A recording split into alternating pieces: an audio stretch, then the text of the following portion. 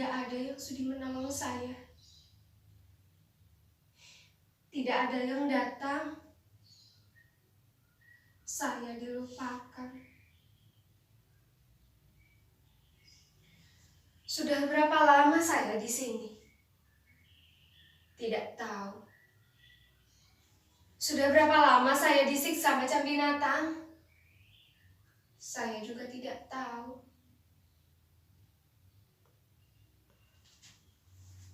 Empat dinding ini hanya ada satu jendela berjeruji besi jauh di atas sana. Tembok yang tebal, tidak ada perabotan, hanya ada tikar dan bantal. Saya tahu, tidak mungkin saya lolos dari penjara ini jika tidak ada yang menolong. Mustahil saya selamat jika tidak ada mukjizat. Mudasir? Kamu Mudasir?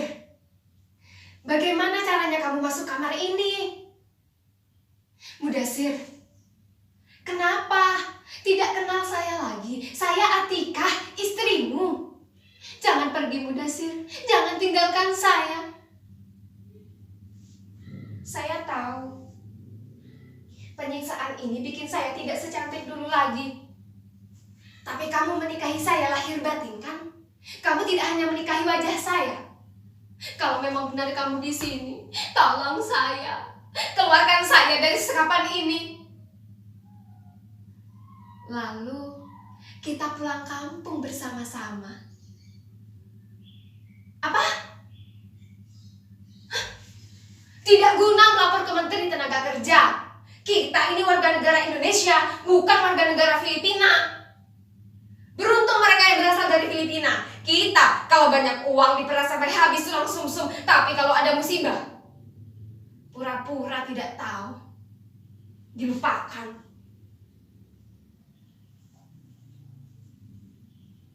Mudasir, kemarilah. Mendekat agar kita bisa saling menyentuh. Mengapa tetap berdiri di sudut itu? Disitulah tempat saya buang air besar dan kecil. Di ruangan ini tidak ada kamar mandi dan WC. Ini hanya sebuah kamar.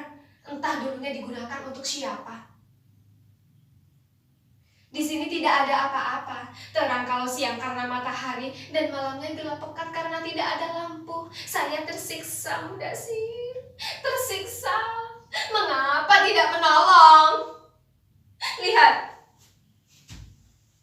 Bekas-bekas luka di sekujur badan. Sebelum dijebloskan ke dalam kamar ini, saya dipukuli. Semua anggota keluarga ikut memukuli. Pipi, dahi, kepala, punggung, perut, paha, semua anggota tubuh saya jadi bulan-bulanan mereka. Saya tidak berdaya. Seperti bola yang disepak kesana kemari tanpa bisa membela diri. Saya menangis, berteriak, bertanya, apa salah saya? Kamu Indon bangsat, bajingan, pencuri, maling, tidak tahu diri. Hanya teriakan itu yang saya dengar. Tapi demi Tuhan, saya tidak pernah mencuri. Saya bukan maling. Saya bukan maling.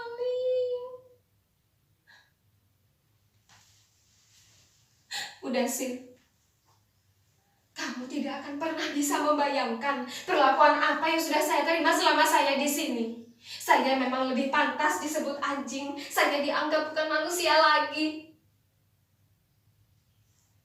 Kekuatan hukum nampaknya tidak berdaya dalam hal ini. Sebab aparatnya lebih sering pilih kasih. Mana mungkin mereka membela saya yang anjing, Indon. Tentu mereka akan lebih percaya kepada sesamanya yang sebangsa dan kaya raya, bukan kepada anjing seperti saya.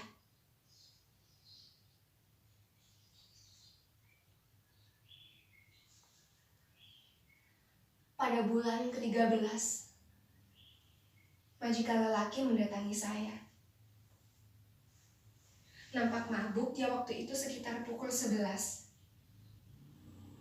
Nyonya majikan dan anak-anaknya sedang menginap di rumah famili di luar kota. Jadi di rumah sebesar ini hanya ada kami berdua.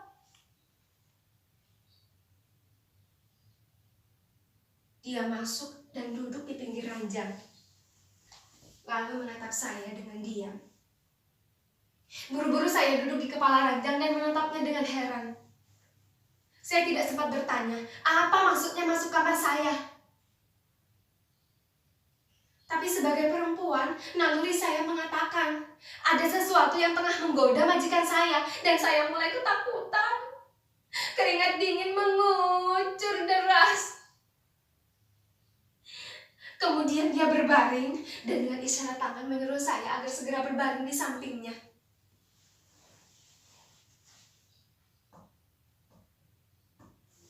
Saya menggeleng. Dia melotot dan kembali memberikan isyarat dengan tangan agar saya segera berbaring di sampingnya. Saya tetap menggelengkan kepala. Dia bangkit. Saya pikir dia akan menekan saya. Tapi untunglah hal itu tidak terjadi. Dia berdiri, berjalan menuju pintu, membuka pintu, dan menutupnya lagi dengan keras. Saya menghela napas panjang dan menangis. Saya bersyukur kepada Tuhan karena pada malam itu tidak terjadi apa-apa atas diri saya. Iya, saya selamat dari perkosaan majikan. Mudasir, saya baru sadar, barangkali itulah satu-satunya kesalahan saya. Menolak hajat majikan. Itu makanya saya disiksa macam begini. Siksaan memang tidak segera datang. Maksud saya sampai bulan ke-15 keadaan masih normal. Dan pada bulan ke-16 itulah nasib saya ditentukan. Anak lelaki majikan mengaku kehilangan uang. Begitu juga anak perempuan mereka. Lalu majikan lelaki kembali mengeluh hilang uang lagi. Iya, sayalah itu. Kambing hitam yang harus menanggung akibat. Saya dipukuli lagi bertubi-tubi. Bahkan dengan setrikaan panas karena pada waktu itu saya sedang menyetrika. Saya berteriak kesakitan. Dan di hari itu pula lah saya dihajar, diseret, dan disekap di kamar ini.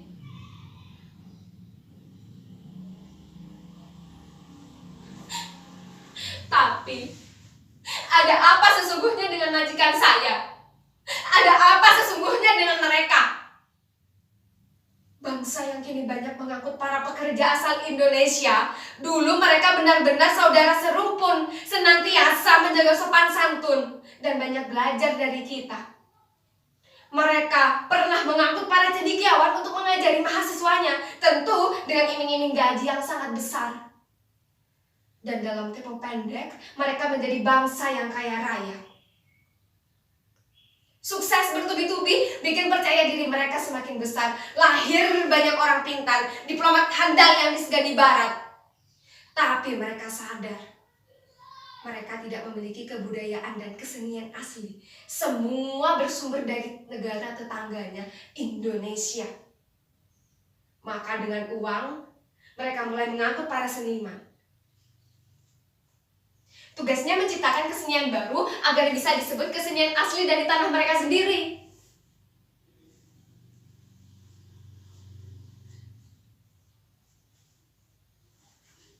Mudasir, mengapa diam saja? Kamu tidak percaya pada cerita saya? Demi Tuhan saya masih suci. Tidak ada lelaki lain yang berani menyentuh kehormatan saya. Lelaki satu-satunya bagi saya adalah kamu, Mudasir. Percayalah kepada saya. Jangan pergi, Mudasir. Jangan tinggalkan saya. Saya butuh kehadiranmu. Nyata atau hayalan tidak penting lagi. Kamulah satu-satunya harapan. Mudasir, Dengar, ada langkah orang menuju ke sini. Tunggu sebentar. Tolong! Tolong! Ada manusia di sini. Jangan pergi, jangan tinggalkan saya. Saya butuh pertolongan. Tolong.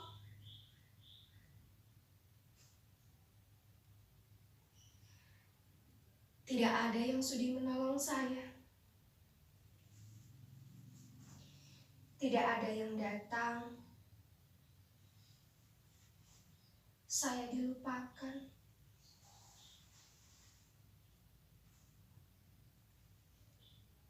Mudasir, di mana kamu? Mudasir, kamu juga pergi. Mudasir, kamu juga pergi. Saya ditinggal sendiri. Mana mungkin saya bisa bertahan? Saya sudah habis. Di sini tidak ada siapa-siapa lagi. Bahkan bayangan suami tega pergi meninggalkan saya sendiri. Dia tidak sudi lagi menemani saya. Mudasir.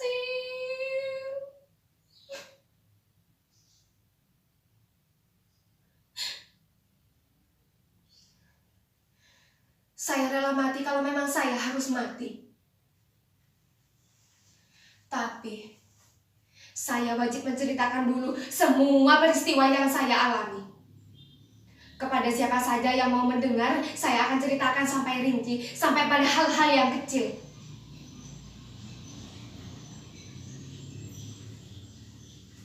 Yang salah harus menerima hukuman.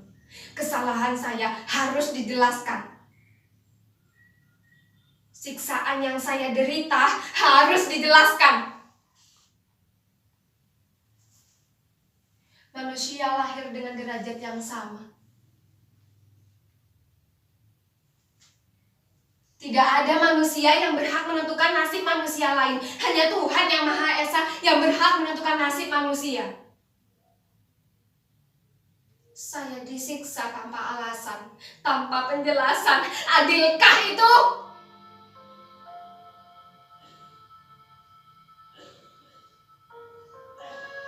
Tapi terus terang, saya lelah minta tolong.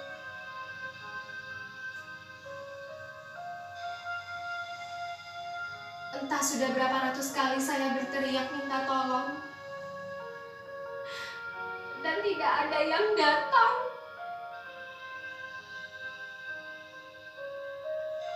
Apakah ada yang merasa kehilangan saya?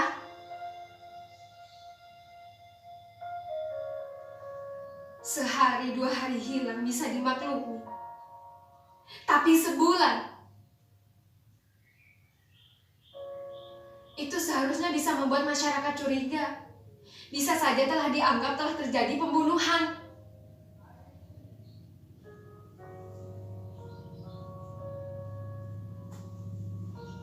Pembunuhan.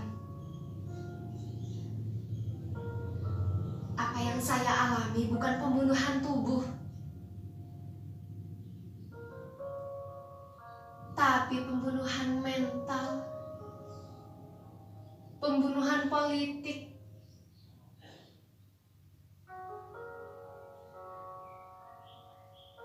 Kita berkali-kali dianggap sebagai binatang, tidak punya wibawa. Dan kita dipaksa merasa hanya sebagai bangsa pelayan, bangsa pembantu rumah tangga. Tidak ada lagi kebanggaan, karena kita lebih miskin dan lebih kacau dibanding negeri jiran yang kaya raya itu. Kita sering jadi bahan gurauan. Kita sering dihapus dari peta dunia, tapi kita tidak pernah menyadarinya.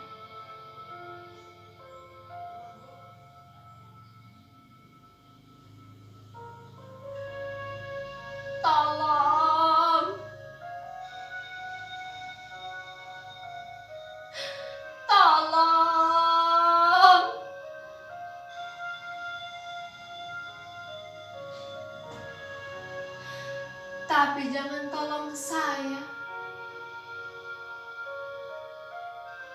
Tolong kita semua.